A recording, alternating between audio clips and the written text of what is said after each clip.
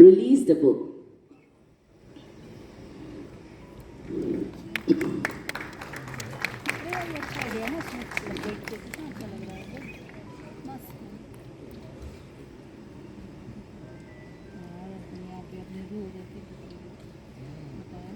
Here to the readers, The Untold History of Ancient Southeast Asia, authored by David T. Thompan. Thank you. Next is the journal Northeast Chronicle, which is a quarterly journal published in Delhi to portray the true narrative of different untouched aspects of Purvottar Bharat. The present issue, having titled The Iconic Figures of Northeast, describes about our glorious figures from Assam and also from Tripura, which has been written by some eminent academic authorities. So for that, may I invite on behalf of the journal team, Shri Shyamji Moga. May I request you to kindly come up on stage. मैं हमारे मुख्य अतिथि और सामान्य अतिथि से विनम्र निवेदन करती हूँ कि वे इस जर्नल का विमोचन करें.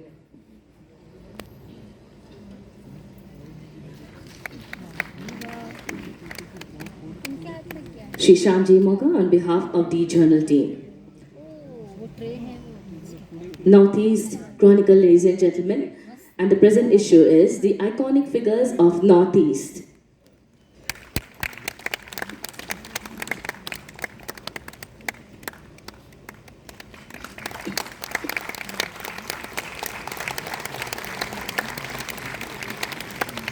धन्यवाद. के इस तृतीय संस्करण के समारोह के मुख्य अतिथि देश के जाने माने विद्वान, केरल के सम्माननीय राज्यपाल श्री आरिफ मोहम्मद खान जी, असम सरकार के शिक्षा के सलाहकार परामर्शदाता श्री नानी गोपाल महंत जी, प्रज्ञा प्रभा के सह संयोजक श्री श्रीकांत जी, मंच पर उपस्थित अभिजीत गोखले जी, संजय जी और श्री हरि बोरीकर जी, सभी इस लोकमंथन के आयोजक संस्थाओं के प्रतिनिधि गण हैं. सभागार में उपस्थित सभी विद्वज्जन, कला प्रेमी, संस्कृति प्रेमी बहनों और भाइयों,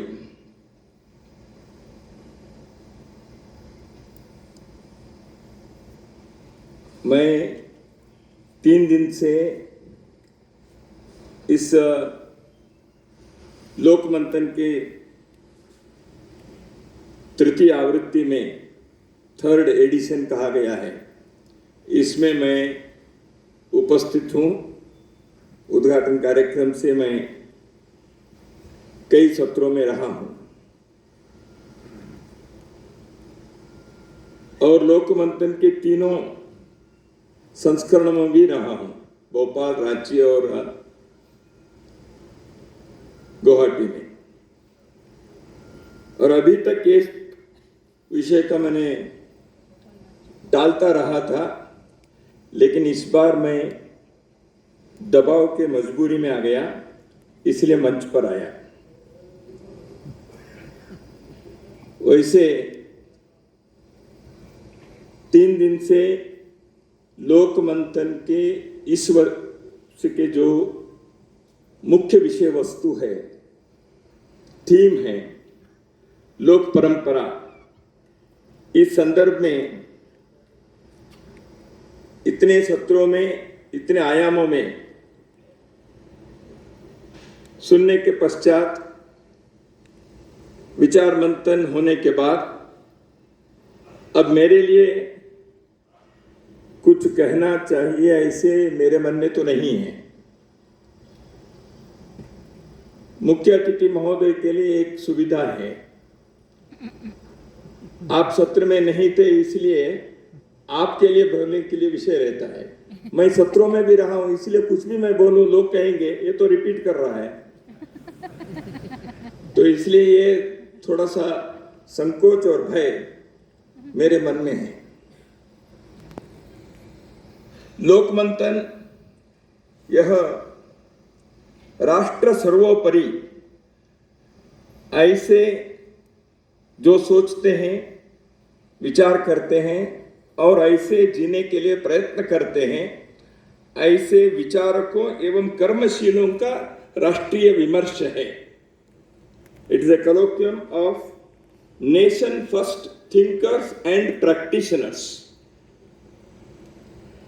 जब इस विषय को, इस पंक्ति को रखने का विचार हुआ प्रथम संस्करण में, इसके पीछे एक सोच रहा है, विचार करके इसको कहा है। सामान्यतः इस प्रकार के विषयों के संदर्भ में जब बात होती है, सामान्यतः देश के बारे में सोचना यह समाज के विद्वज्जनों के, चिंतन करने वाले लोगों के, बुद्धिधर्मी लोगों के काम है। इसलिए विचारक लोग इस प्रकार के विषय के बारे में सदियों से बोलते भी रहे, लिखते भी रहे, चर्चा करते ही रहे हैं, लेकिन मौन रूप से जो ज्यादा बोले नहीं, मंच से तो बोले ही नहीं, लेकिन राष्ट्र के आत्मा के अंतःसत्व को सुदृढ़ करने का, मजबूत करने का, उसको चैतन्य युक्त बनाकर रखने का, उसको पीढ़ी दर पीढ़ी वह चलते रहे इस प्रवाह को अक्षुण्ण रखने का प्रयास जिन्होंने अपने जीवन में किसी भी प्रतिफल के आकांक्षा न करते हुए जिन्होंने किया, ऐसे लोगों को भी इस प्रकार के आयोजन में प्रमुखता से जोड़ना चाहिए। यही एक विचार सोचकर राष्ट्र सर्वोपरि विचारक एवं कर्मशीलों के राष्ट्रीय सविमर्श, ऐसे इसको कहा गया। मित्रों, हम जानते हैं जिस लोक परंपरा के संदर्भ में इस बार के विषय हुआ, पिछले बार भी रांची में भी कई इस प्रकार के विषय हमने चर्चा की थी, तो उसमें जो विषय अभी यहाँ 3 दिन हम लोगों ने मंथन किए हैं, जीवन के हर आयामों के बारे में लगभग कुछ न कुछ कहने का प्रयत्न यहाँ के विद्वान लोगों ने किया है, और इसका प्रकट करने वाले कर्मशील लोगों के कई प्रकार के कृतियां मंच पर और इस परिसर में वह प्रकट होते रहे, प्रस्तुत होते रहे। समाज में ये दो अलग अलग नहीं है। लोग सामान्यतः फोक इस शब्द से जो इसका अनुवाद होता है वह नहीं है, इसे लोक मंथन ने पहले ही कहा, इसलिए एक पुस्तक की रचना भी इस लोक मंथन से पूर्व प्रकाशन के रूप में हम लोगों के प्रस्तुत आया ही था, लोक बियॉन्ड फोक।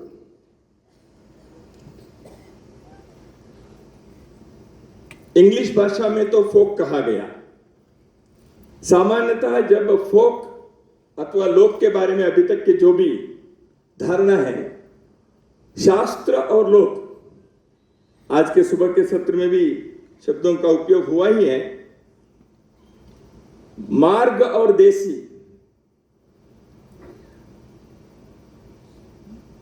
शिष्ट और साधु अथवा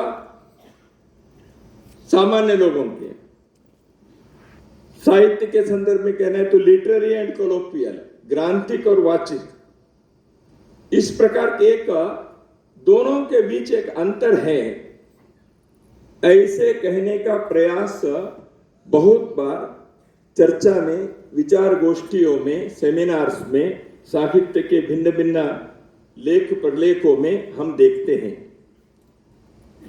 क्या वो ठीक है?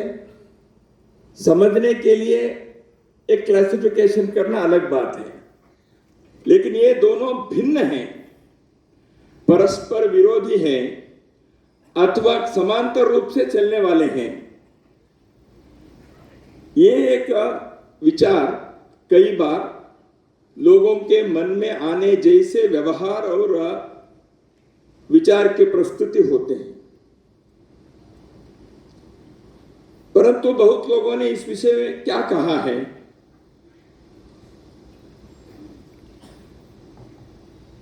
वासुदेव शरण अग्रवाल जी ने इस संदर्भ में जो कहा वह हम लोगों के लिए पाथेय है, इसे मैं मानता हूं। लोक अपने जीवन का सागर है जहां अतीत वर्तमान सभी मिल जाते हैं, और लोक यह राष्ट्र के चैतन्य स्वरूप है। लोक क्योंकि राष्ट्र की जो लोकाभिव्यक्ति है, राष्ट्र की जो लोकाभिव्यक्ति है, वह कई बार ओझल हो जाता है जब मार्ग और देशी, लोक और शास्त्र इस प्रकार के एक विभाजन से, लोक इसके अर्थ भी कई हो गए हैं। लोक अवलोकन, आलोक, दृष्टि इस अर्थ से भी है। जन इस अर्थ से तो है ही, हम सब जानते हैं। इसलिए लोकतंत्र यानी जनतंत्र, लोकमत यानी जनमत, लोका समस्ता सुखिनो भवन्ति यानी सभी लोग, सभी जनता सुखी रहे। इस अर्थ से भी लोक शब्द के प्रयोग होते ही रहे हैं। लेकिन लोक का और भी एक है, चतुर्दश लोक है। तो इसलिए राष्ट्र, क्षेत्र, लोक ये सब एक साथ प्रयोग होने वाले, धर्म जैसे कई अर्थ से धर्म के शब्द का प्रयोग होता है। धर्म लक्षण भी है, धर्म कर्तव्य भी है। आज प्रातःकाल के सत्र में मैंने भगवती जी कह रहे थे, वो एक प्रश्न के उत्तर में कर्तव्य के संदर्भ में प्रश्न पूछा गया, तो धर्म, चाणक्य के उल्लेख उन्होंने किया था। नियम यह भी धर्म है, लक्षण यह भी धर्म है, सत्कर्म करना, दान देना भी धर्म है, रिलीजन के अर्थ में भी धर्म है। ऐसे धर्म के कई अर्थ, कई आयाम जैसे हैं, ऐसे लोक के लिए भी कई प्रकार के अर्थ से, कई प्रकार के आयामों में इस शब्द का उपयोग हुआ है। राष्ट्र बनता है जन, भूमि और संस्कृति के संघात से। भूमि चाहिए, उस भूमि को मातृवत समझने वाले, उसको माता कहने वाले, उस दृष्टि से सोचने वाले, व्यवहार करने वाले पुत्र रूपी समाज यानी जन, और इनके कारण जो विकसित हुई संस्कृति है, जीवन मूल्य है, इन तीनों के कारण राष्ट्र बनते हैं। एक दृष्टि से इसमें दो, भूमि और जन, ये दोनों लोक इस शब्द से समान रूपी है।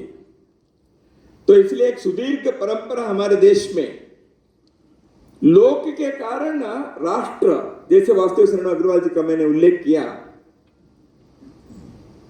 इस लोक के अतीत, वर्तमान और भविष्य के सम्मिलित रूप के कारण राष्ट्र के चैतन्य स्वरूप है। राष्ट्र संविधान से नहीं बनता, कानून से नहीं बनता, सेना से नहीं बनता, मुद्रा से नहीं बनते, संप्रभुता से नहीं बनता, शासन से नहीं बनता। राष्ट्र बनता है भूमि, जन और संस्कृति के कारण।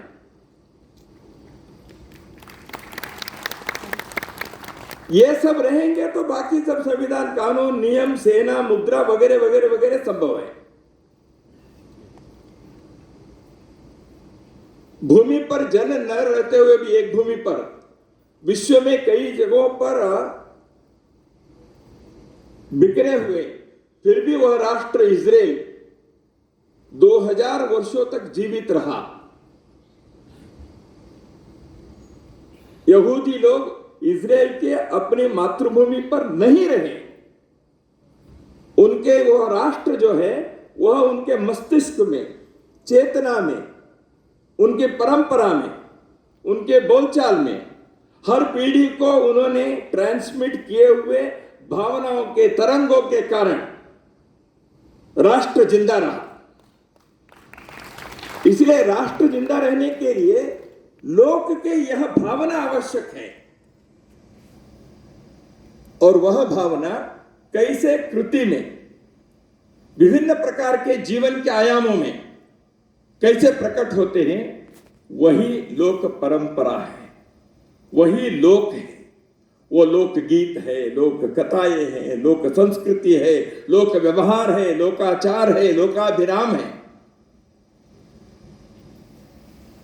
तो इसलिए हम देखते हैं लोक के साथ जुड़े हुए कितने बातें जीवन के हर आयाम में राष्ट्र के अभिव्यक्ति को लोक ने किया है। वह कला संगीत में की है, उद्योग में, उद्यम में, कृषि में, खाद्य वस्तुओं में, चिकित्सा पद्धति में, ज्ञान विज्ञान के विभिन्न आयामों में। ऐसे लोक के जो अभिव्यक्ति है यह भिन्न भिन्न प्रकार से हुआ है। इसलिए लोक केवल जनजाति से संबंधित है, ग्रामीण क्षेत्र के हैं, ऐसे नहीं है। व्यावसायिक ज्ञान, पाठ्य शास्त्रीय ज्ञान केवल से नहीं, लेकिन अनुभवजन्य ज्ञान से जीवन चलाने के जो पद्धति है वह लोक है। सामान्यतः लोग कैसे सोचते हैं? जो पुराने लोगों ने अपने अनुभव से शास्त्र, पाठ्य, टेक्स्ट, बुक्स, ग्रंथ इसमें जो बना के रखा है उसी के आधार पर हमें ज्ञान मिलते जाते हैं। नहीं, भारतीय ज्ञान परंपरा में, Indian knowledge system and tradition में अनुभवजन्य, अवलोकन आधारित, प्रयोग से निकले ज्ञान केवल पाठ्य पुस्तकों तक, ग्रंथों तक सीमित नहीं रहा। इसलिए यह परंपरा सदियों, हजारों वर्षों तक चलती रही। वह राष्ट्र को सुदृढ़ किया। वह परंपरा ने राष्ट्र को जीवंत और चैतन्ययुक्त रखने में सफल हुआ। तो इसलिए इतने सदियों के बाद भी आज भी उसको हम यहां देख सकते हैं। इतने संघर्ष हो गए, इतने देश के अंदर आक्रांत आए, इतने प्रकार के राज्य बदले, फिर भी आज क्यों है? क्योंकि वो जीवन के व्यवहार में, घर घर में है, बोलचाल में है। एक घर से सदियों से निकले हुए कला के जो प्रकार है वो उनके हाथों के अंगुली में है। तो इसलिए उस घर के अगली पीढ़ी के लोग उसी कला को उसी प्रकार करने में सफल हो गए। सभ्यता की यह प्रवाह, संस्कृति की यह धारा लोक के कारण यह जीवित रहा है, यह हम जानते हैं। लोक प्रकृति, पंचतत्व, पारमार्थिक, पर्व, मनुष्य की प्रवृत्तियां, इन सारे विषयों के बारे में लोक ने अपने भिन्न भिन्न प्रकार से व्यक्त करने के प्रयत्न किया है। वो गायन से किया है, गीतों से, कहानियों से किया है, वो नाट्य से, नृत्य से, संगीत से किया है, वो चित्र से, शिल्पकला से, हस्तकला से किया है। जीवन के उन्होंने उत्सव के रूप में उसको मनाया है। तो इसलिए लोक ने जीवन को कैसे बना के रखा। संस्कृत में सुबह उठने के पश्चात कहने के एक श्लोक हम सब जानते हैं, समुद्र वसने देवी पर्वत स्तन मंडले विष्णु पत्नी नमस्तुभ्यम पादस्पर्शम चवस्य। भूमि, इसके प्रति हम कृतज्ञ हैं। यहाँ के लोकमंथन के कीनोट एड्रेस पद्मश्री सम्मानित कपिल तिवारी जी ने इसी मंच से जब किया, उन्होंने लोकमान्य माताओं के बारे में उन्होंने कहा, भूमाता, प्रकृति माता, नदी माता, गौ माता, अपनी माता, भाषा जो मातृभाषा है वह, और जगन माता, ये सप्त माताएं हैं। लोक ने इन सारी माताओं के बारे में किसी न किसी प्रकार से अभिव्यक्त करने का प्रयत्न किया है। तो मैं कह रहा था, इसलिए भूमि के प्रति संस्कृत में तो वो है ही विष्णु पत्नी नमस्तुभ्यम। मेरी मातृभाषा कन्नड़ है।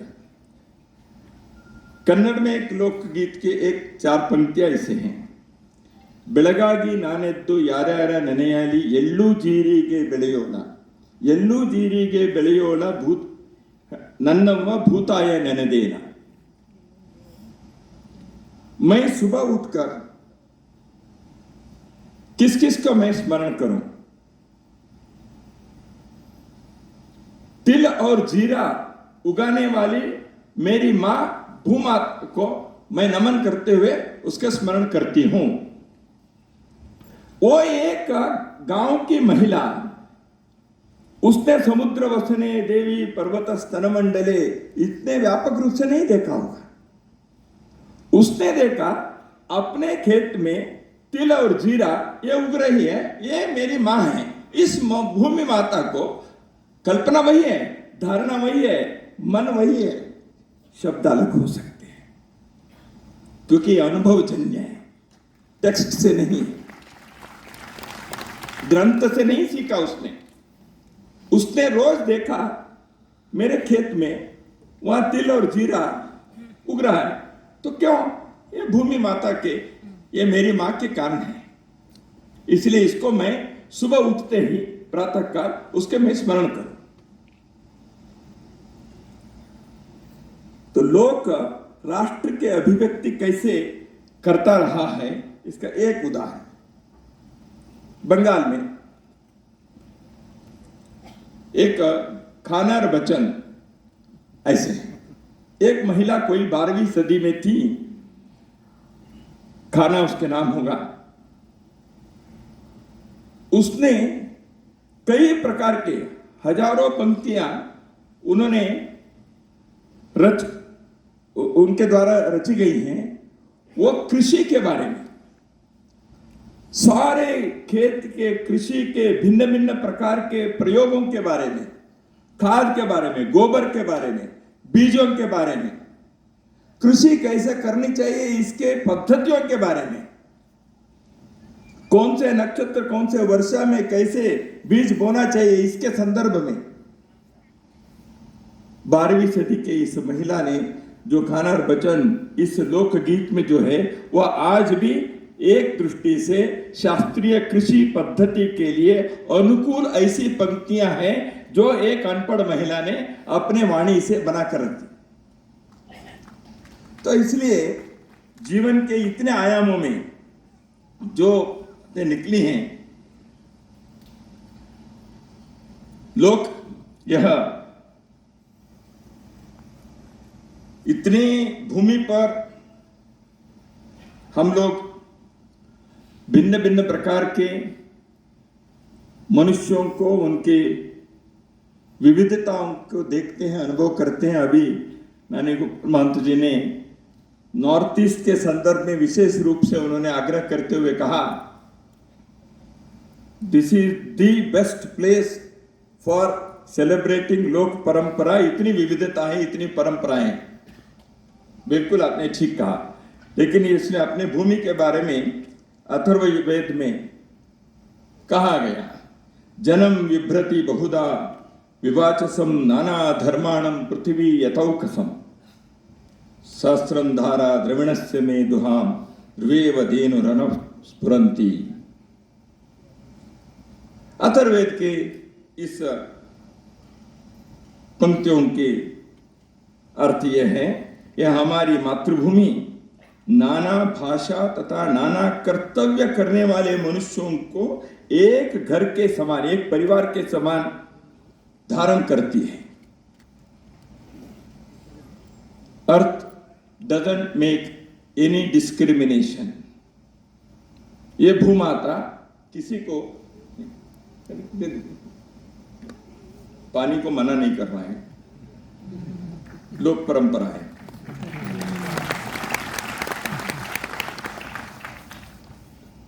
तो यह जो भूमि है यह सबके लिए, सबके जीवन खुशहाली से चले, इसलिए इस भूमि में किसी के साथ किसी भी प्रकार के कोई भी भेदभाव किए बिना यह एक परिवार जैसे, एक कुटुंब जैसे सबको धारण करने के इसके स्वभाव है। यही तो वेद के इस मंत्र में कहा गया। इतनी विविधता है, इन सारे विविधताओं के बीच एक एकत्व जो है, एकता जो है इस बहुत्व के बीच, उसके प्रति लोक परंपरा ने हमेशा ध्यान रखा है। इसलिए लोक परंपरा ने ये भिन्नता, यह अलग है, यह कौन है, यह अन्य है, यह भेद कभी लोक ने नहीं सोचा। तो इसलिए लोक के संदर्भ में जो हमारे आनंद कुमार स्वामी, उन्होंने जो एक विचार हुआ, शिष्ट और ग्रामीण, लोक और शास्त्र, इसके संदर्भ में उन्होंने अपने पुस्तक में लिखा कि लोक शास्त्र जो है हाईवे है, लोक जो है ये बाईवे है, शास्त्र जो है यूनिवर्सल है, लोक जो है लोकल है। इस प्रकार के जो एक भेद उत्पन्न करने के प्रयत्न हुआ है, इसके संदर्भ में उन्होंने कहा, हाईवे एंड लोकल और byway cultures can be pursued at one and the same time and in one and the same environment. They are not so much different cultures ethnically of different people. एक ही ethnicity के, एक ही भाषा बोलने वाले, एक ही भौगोलिक क्षेत्र के लोगों में, जिसको आप शास्त्र और जिसको आप लोक ऐसे अलग अलग रूप से कहते हो, वह एक ही समय विद्यमान होना बहुत बार अनुभव में आता है। यह आनंद कुमार स्वामी जी का कथन है। इसलिए शास्त्र और लोक के बीच के इस भेद को हमें एक दृष्टि से, दो क्लासिफिकेशन समझने के दृष्टि से करना अलग है, लेकिन राष्ट्र की अभिव्यक्ति, समाज की चेतना, मनुष्य की उन्नति, हम सबके जीवन के धर्म को निभाने का जो कार्य है, इसमें इस भेद को करने की कोई आवश्यकता नहीं है, ऐसे लगता है। तो अभी लोक मंथन के इस लोक परंपरा के जो अंतिम सत्र में हमें यह परंपरा कहते हैं। परंपरा कहेंगे तो यह हम क्या कह रहे हैं, परंपरा जो 100 साल पुराने तक था तो वो परंपरा है। आज वह म्यूजियम पीस, वह सेमिनार के विषय, वह पुस्तक के अंदर लेखों में प्रकट होने वाली बात, वह चित्रों में कहीं रहे, जीवन में उसके कोई प्रत्यक्ष स्थान है या नहीं है। यह यदि परंपरा है, उस परंपरा को अगली पीढ़ी में देते हुए अपने को उसको जीवन में प्रयोग और अनुभव करते रहना, तभी वो परंपरा होती है। जिस समाज ने इस परंपरा को रोक दिया, अगली पीढ़ी को उसको देने के लिए समर्थ नहीं बना, अपने लिए वो प्रयोग करने के परिश्रम उसने नहीं किया, वो परंपरा टूटती है और वह म्यूजियम पीस बनकर रह जाता है। अपने को तय करना है, इस लोक परंपरा को आगे बनाकर रखना है या इसको म्यूजियम में रखने लायक अपने पीढ़ी के बाद समाप्त करनी है। इसलिए लोकमंत्र ने यह सोचा, विचारक और कर्मशील लोग इकट्ठे आए, इस परंपरा को जीवित रखना और अगली पीढ़ी को भी और सुदृढ़ बनाकर और सुपुष्ट बनाकर और समृद्ध बनाकर हम कैसे दे सकते हैं, यह विचार होने चाहिए। इसलिए जैसे कपिल तिवारी जी ने कल कहा था, लोक ने कभी राज्य के तरफ नहीं देखा अपने अस्तित्व के लिए, राज्य के सहायता से लोक अपने को जीवित रखने के, अपने को विकसित करने के लिए कभी प्रयास नहीं किया, उसने राज्य के तरफ देखा ही नहीं है। क्या आज हम कैसे कर सकते हैं? परंतु अपने समाज सोचता है सरकार ये करे, कल्चर मिनिस्ट्री ये करे, एजुकेशन मिनिस्ट्री ये करे। हजारों वर्षों से राज्य शासन से किसी भी प्रकार के सहायता के बिना जिन विषयों के बारे में 3 दिन हमने यहां मंथन किए, वो सारी बातों को हमारे अनपढ़ ग्रामीण लोगों ने लोक परंपरा जिसको हम आज सेलिब्रेट करते हैं उसको जीवित करने का अद्भुत प्रयास उन्होंने किया। कि लोकतंत्र में यह जनता के ही शासन होने के कारण उस शासन से लोग यदि अपेक्षा करते हैं तो गलत नहीं है, लेकिन केवल उस पर निर्भर नहीं होना चाहिए, इस पर ध्यान रखना पड़ेगा समाज को।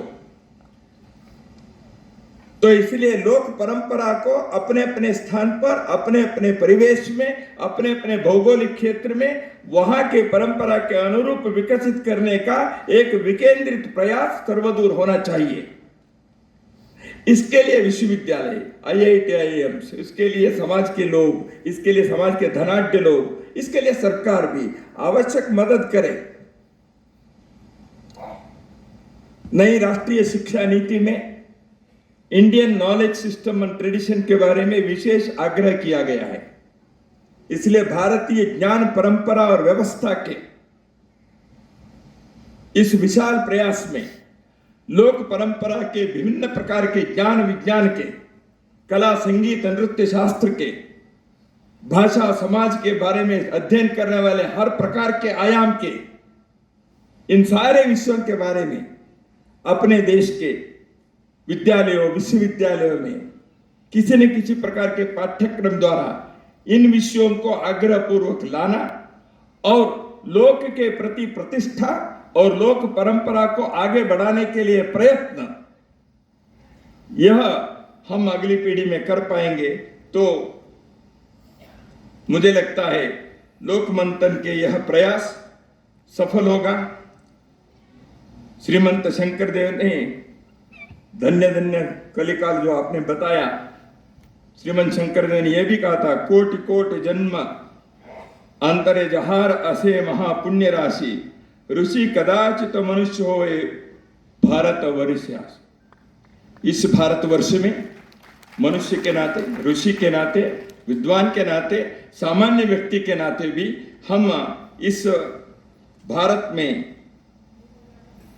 जन्म लेने के अनेकों वर्षों के पुण्य राशि अपने पास है।